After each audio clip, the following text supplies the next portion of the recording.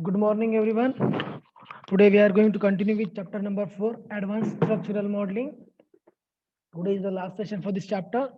In last sessions, we have seen about advanced classes, then advanced relationships, interface we have seen, types and roles. Then and today now we are going to see some realizations and the packages. Okay, so in last sessions we have seen about advanced classes, classifiers, then examples, what are the classifiers, their denotations, then visibility we have seen, public, private and protected. We have seen about scope. Then we have seen that advanced relationships, that is composition, association and aggregation. We have seen the dependency relationship, their examples, their denotations, notations. Then we have seen the enumeration, generalization and specialization. We have seen the difference between generalization and specialization. Then there are four standard constraints for that generalization relationship, that is complete, incomplete, disjoint and overlapping. Then we have seen that what is link and what is the association. We have seen the different types of associations, multiplicities. Okay, we have seen the different types of association relationships, that is qualified association or association, an array association, association classes we have seen in study session. Okay, then we have seen that recursive association. What recursive association is, what is the notation for that association. Then we have seen that order association. Then we have seen that navigation relationship. Okay, then we have seen that uh, aggregation, what is aggregation here and what is composition. Okay, so we have seen the example of aggregation. Then we have seen that composition, what is composition, what is the difference between aggregation and composition. In aggregation, yeah, you can see that this is the empty diamond. Okay, whole part. It is connected at the end of that whole part. And in composition, this hollow diamond is field hollow diamond. Okay, then we have seen the two major properties of that aggregation relationship, that is transitivity and antisymmetry. Then we have seen about assembly aggregation. Now in today's session we are going to continue with the realization topic. Okay, so what is realization? So it is a semantic relationship between classifiers. Okay, it is semantic relationship between classifiers in which one classifier specifies a contract that another classifier guarantees to carry out. Okay, what it note that it is a semantic relationship between two classifiers. Okay, so in that one classifier specifies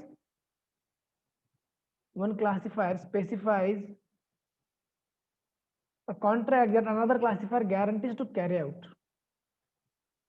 That how graphically it is denoted. Here you can see the graphically a realization is rendered as a dash directed line. Okay, with a large open arrowhead pointing to the classifier that specifies the contract. The representation or that the realization is rendered as a dash directed line with large open arrowhead pointing to the classifier that specifies the contract. We have seen the different types of classifiers here. Here, for realization, realization is sufficiently different from dependency, generalization, and association. These are the relationships. Okay, so realization is different from this relationship. That is, it is treated as a separate kind of relationship. Okay, realization is different than that dependency, generalization, and association. So we will use that realization in two circumstances. What are they? In the context of interfaces or in the context of collaboration. Okay, in these two circumstances we can use that realization relationship here. So what is the use of that realization relationship? Realization is used to specify the relationship between an interface and the class or component that provides an operation on service. Okay, so an interface, we have seen what is interface is. That interface is a collection of operations that are used to specify a service of a class or component. Interface is a collection of operations that are used to provide services of class or component. So here you can see that representation of that realization. Yeah, here you can note that you can represent that realization in two ways. Okay, in the canonical form. Okay, here you can see in the canonical form. That means using the interface stereotype. Here you can see the interface stereotype here, and the dash directed line with the large open arrowhead. Here you can see the large open arrowhead with the dashed line, and in yielded form. Here you can see the yielded form. That means using the interface lollipop here. Here you can see interface lollipop notations. Here you can see there are two ways to represent that realization relationship here. First one is for interface, that is using the dash directed open arrowhead line. Here you can see dash directed line with large open arrowhead. Okay, so this is the way we can give that realization relationship for an interface here. Here you can see the interface stereotype. This is the interface I rule agent having some methods, and this is the account business rule is one of the class. So the realization in between that class and interface is rendered as dash directed arrow large arrowhead line. Okay, this is the canonical form. Another one is yielded form, like this. Here you can see using the interface lollipop here. This is the notation for that realization in yielded form. Okay. So next topic is what is interface. So interface is a collection of operations that are used to specify a service of a class or a component. In last chapter also, that is a basic structural modeling. In this also we have seen what is interface here. So that interface is a collection of operations that are used to specify a service of a class or a component. Okay, then the class provides services to other classes only through its interface. Okay, in programming, like we have seen that suppose class A implements the interface. Okay, so that class is going to implement that interface having some methods. Okay, so if we are going to use that inheritance in this case, we are also going to use or inherit the properties of upper class. That means that class provides services to other classes through that interface. Okay, if that base class implements the interface, then that subclass can implement. If we are going to derive the subclass from that superclass who implements that interface, that means that the superclass will provide the services to that other class. Okay, through that interface. Okay, so it is represented using a small circle. So notation for interface is it is represented using small circle connected with a line to the element that supplies services. It is represented using small circle connected with a line to the element that supplies the service. Then the interface is nothing but the public operation of the class. Public operation of the class. Here you can see the notation. Okay, shape is the interface. Okay, that will provide services to this. Here you can see interface notations. How can represent this using a small circle connected with the line. Here, small circle connected with line to the element that supplies services. Here you can see to the element that supplies services. This type of services. Okay, here you can see the example interface shape. Shape is the interface here, and having two methods, public void draw circle and public void draw rectangle. Okay, so it provides services to that. Pub class paint implements runnable. Okay, this is another interface here. Okay, it will provide services to this. Here you can see, yeah, that shape here you can see integer x comma y, public void draw circle, public void draw rectangle. Okay, so this is the example for interface. The next point is template class. Okay, what is template class here? In exam, there may be question that what is meant by interface. Okay, so you have to give that definition for interface and example with that diagram. Okay, so next point is template class. So what is template class here? Template class, or we can say parameterized class, is a generic class and cannot be used as it is. Here you can see that example of the template class. We cannot use this class as it is here. Here you can see the template class T.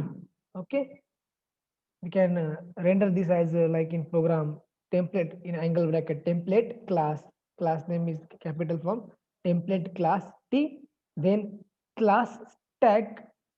Here you can see T star V. T will point to that V. Okay. Integer size, public, then stack constant integer. Then this there are two methods, void push T. Here you can see T from the template class, T item. Here you can see T pop. Okay, these methods are from this template class. Okay, so here you can see the example or how we can represent that template class here. Here you can see the class tag, then there are attributes of that class, then constructor, tag, m colon integer. Here these are the methods for the temp from the template class here, push and pop method from the template class.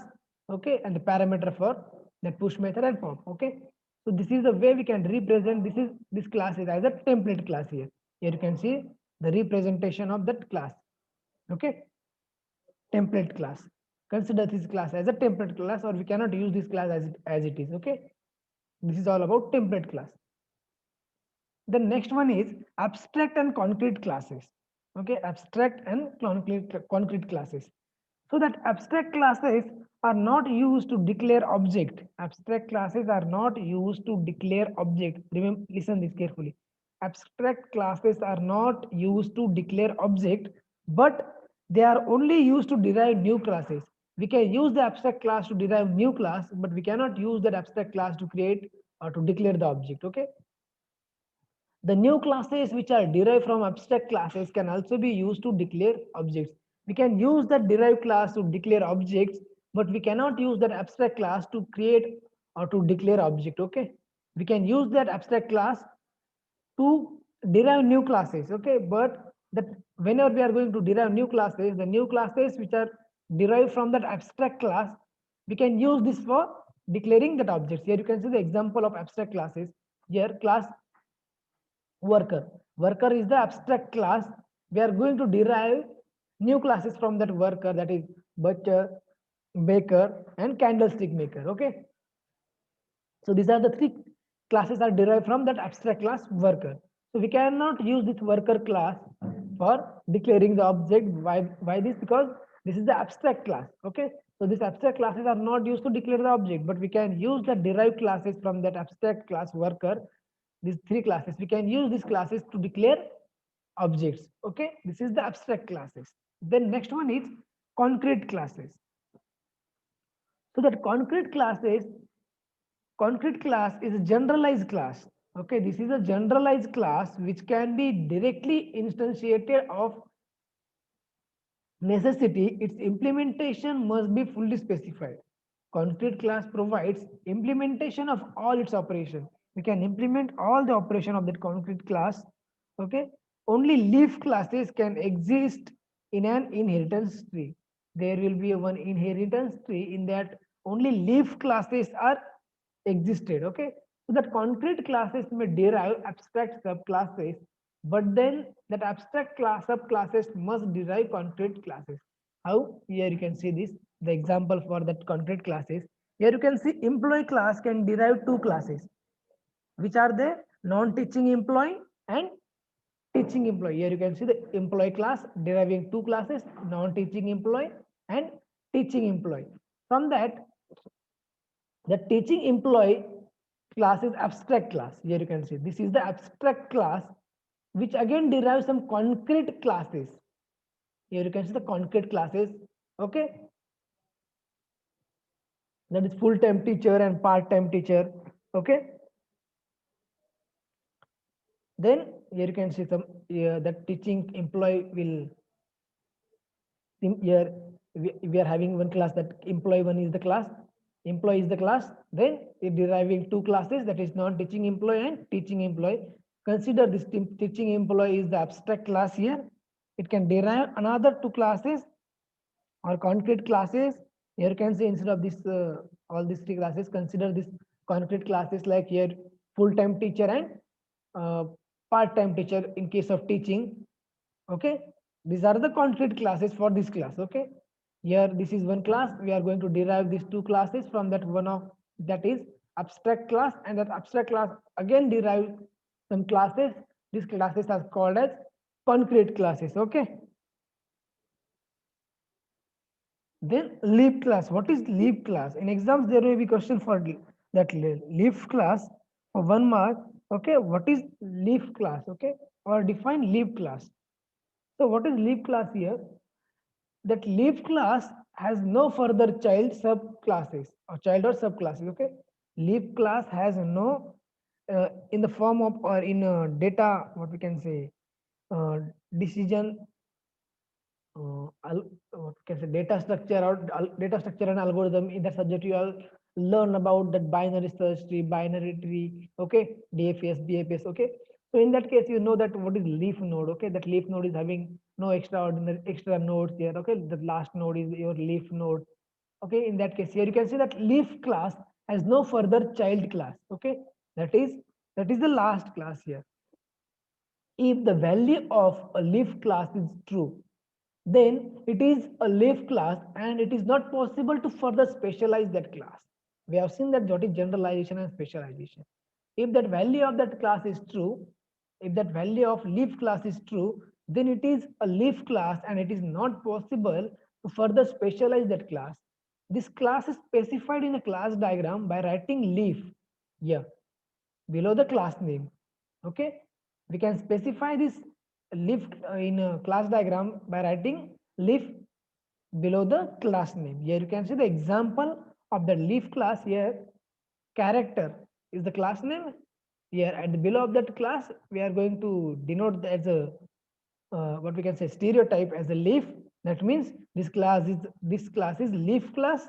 Okay, here you can see the multiplicities and what we can say, this is the aggregation, words, lines and paragraph. These are the another classes that are interconnected, and this is the character is the, okay, paragraph is having one or many lines. Okay, here you can see the example. Paragraph is having, this is the aggregation. Okay, remember this, paragraph is having one or many lines. Okay, this is the multiplicity, one to many. One paragraph is having multiple lines, then that lines is having, one line is having multiple words here, many words, one to many again. Okay, and that one word is having multiple character. Okay, the character is the end of your that line or paragraph. Okay, so this is the leaf class here.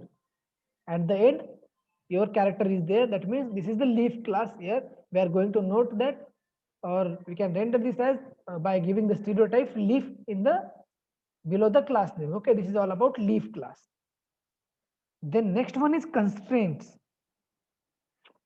Constraints, here you can see it is the boolean expressions represented as a string to be interpreted in a particular association.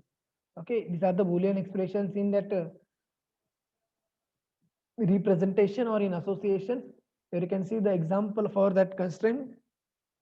So there are many teachers in one department, and one department, sorry, there are many teachers in one department, and one of the teacher is the head of that department. Okay, so we are having department here. This is the composition. Okay, because what, Ravina? If any doubt, you can ask me at the end of session. Okay. So here, see the example constraint. There are many teachers in one department, and one of the teacher of that department is head of that department. Here, teacher is one class and department is another class.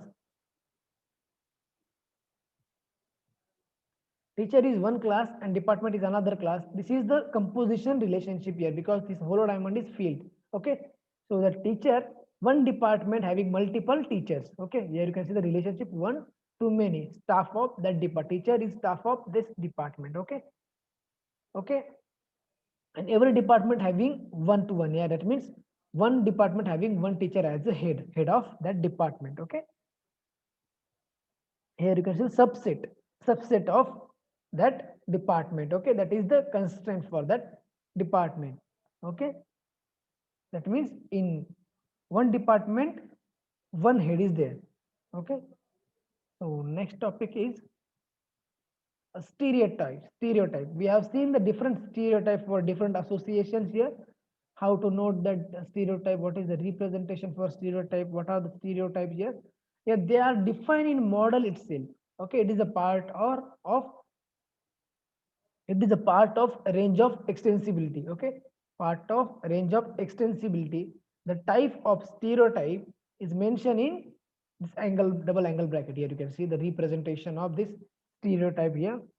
Okay, so that a class or package or use cases can be stereotyped. We can give the stereotype in class diagram, package diagram, or in UML or use case diagrams. Okay, we have seen the different types of stereotypes, different stereotypes we have seen in last sessions. Okay, so they can be store tag value. They can store tag value to store additional properties that are supported by the base element. Here every stereotype element may have its own distinct icon. It may have constraints that apply to its usage. Here you can see the friendly dependency stereotype here between two classes, class A and class B. Navigability association in between this class A and class B with friend stereotype. Here you can see the stereotype friend. Okay, friendly dependency between these two classes. Okay, this is the example for stereotype. We can give this stereotype in use case diagrams or in any relationships. We have seen different stereotype for each relationships. Okay, so next point is note. What is note here? So it is used to write a comment or some textual information. A note may be converted into a constraint using a stereotype. Here you can see the address, and for address there one note is here, inherited by patient and employee class. Okay, the representation of a note is like this. Here you can see the note. Okay, so what note is used to write comment or some textual information in the diagrams. Okay, this is simple. Let what is note here. Then next one is tag value. What is mean by tag value here? In exam you may be, there may be a question like what is mean by tag values. So you have to give the explanation, short explanation for the tag value with the example. And also there will be one question like tag value is used as metadata. So we have to justify that how we can use the tag value as a metadata here. So here you can see the tag value. It is a name. Okay, sorry, it is a pair that explains the property of the model element. Okay, here you can see the pair means name with value, name and value. It is a pair of name and value that explains the property of the model element. It gives extension of attributes of meta model elements. Here you can see the client transaction system ID is equals to 14. Okay, name with values. Okay, then requirement is equals to top 10. Okay, this is the tag values here for this class. Okay, with name it is always in pair, that is name and value. Then tag value is used as metadata. Tag value is used as metadata. We have to justify this. Yes, we can use this tag value as a metadata because its value applies to the element itself. Its values applies to the element itself and not to its instances. We are going to apply that value to that element, not to that object of that element. Okay, remember this. We can apply, or its value applies, here you can see its value applies to that element itself, not the object of that element here. Okay, here you can see the example of that tag value, that to specify there are two processors installed in this node. इथून झोपणार आहे आता.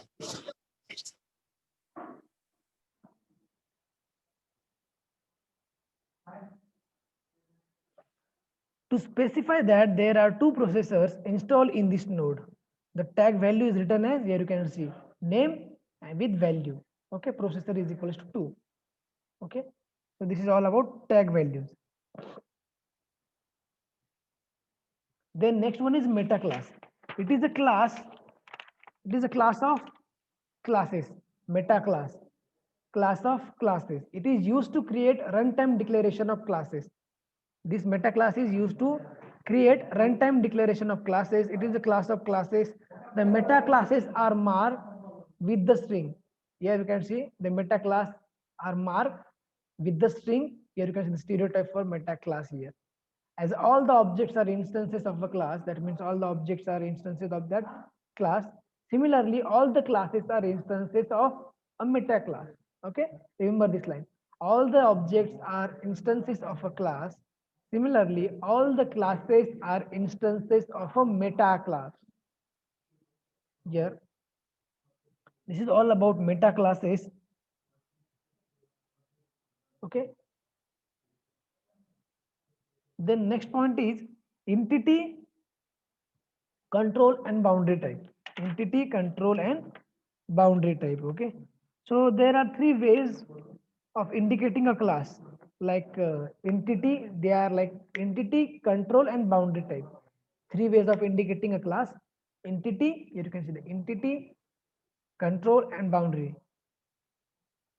The controller and boundary type is used to represent view or user interface layer classes. Here you can see that entity access layer model here, entity class with entity stereotype, then control class with control stereotype, boundary class with boundary stereotype. Okay. This is the entity, control and boundary type here. See the representation with their stereotype here. Then next one is active classes.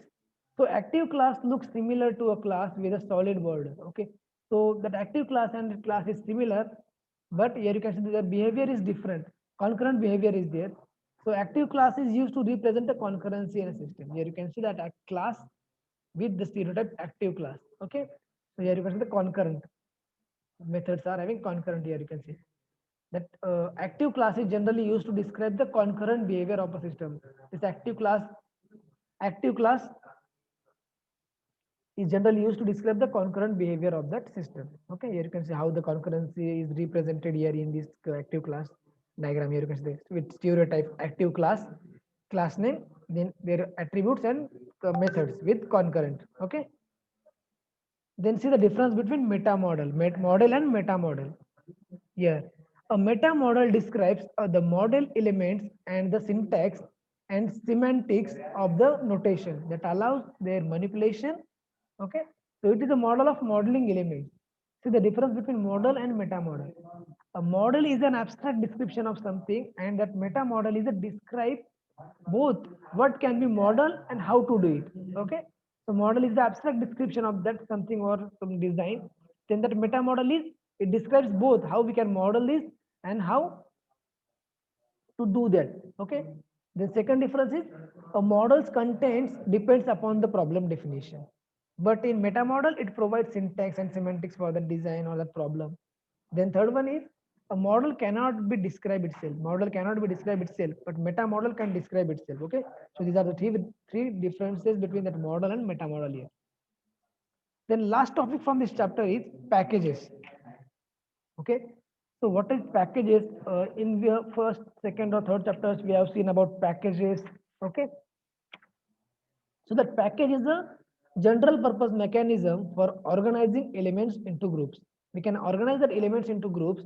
It is a combination of multiple models here. Okay, so when system is large, then there are number of models are required. At such a situation, package diagram will help to organize and arrange that model elements into a and diagrams into logical groups. That logical group is, that is package. Okay, the package consists of the different models, different classes is there. So how graphically that package is rendered as, here you can see that representation of that package, that is in as a tab folder. Here you can see the package name and the representation is tab folder here. Then what is importing and exporting in packages? Okay, so importing and exporting in packages, these are the stereotypes for importing and exporting. Here you can see the import stereotype. Okay, there are two stereotypes we can apply here: import and access. Okay, access means that export here. Okay, and both specify that the source package has access to the contents of the target. We can, the target package will access this from that source package. Okay, so import adds the content of the target to the source namespace. Then access does not add the contents of the target. Access will access the from that source. Import will add the content to the target. Okay, that means import and export. Import will add the content to the target, and export will does not add the content to that target. Okay, the public parts of the package are called its exports. Then the part that one package exports are visible only to the contents of those packages that explicitly import the package. The package which the part of one package will be visible to that only the content of that package only. Okay. Then import and access dependencies are not transitive. Okay. So here you can see the importing and exporting of that package. Here you can see the server is package, client is package. Okay, that client, here you can see the GUI. It will export from the client here. Here you can see the from policies. Here you can see the that policies will be imported from client here. As you can see the connection between two packages. See the import and import stereotype here. Okay, then that GUI will import the policies from some part from that policies package here. Okay, this is simple importing and exporting from packages here. Okay, then next one is the object diagram examples. In your book, there will be some example for class diagrams and object diagrams are there. Please refer this book for um, your perspective for your study. That there are several diagrams, class diagram examples are there. Here one example for object diagram, that draw the object diagram for paying medical bill. Okay, that customer pays the medical bill for a transaction, define the object with possible attributes. We have to draw the object diagram for paying medical bill here. Here you can see the bill class with their object. Here you can see the bill, B colon bill, then paracetamol colon medicine, and Radha from customer class. Okay. So these are the objects from the classes. We know the representation of object diagram. Okay, that object name with their intent and their attributes and methods here. You can see that plus bill date, the public attributes here. Then attributes for this another object that paracetamol from that medicine. Okay, see this attributes. Okay, and this is the relationship that paracetamol medicine. It has one bill. Okay, one bill has this, includes these details. This is a simple object diagram for this paying medical bill here. Okay, so that's it for today's session. In this way we have finished the chapter number 4. Okay, thank you.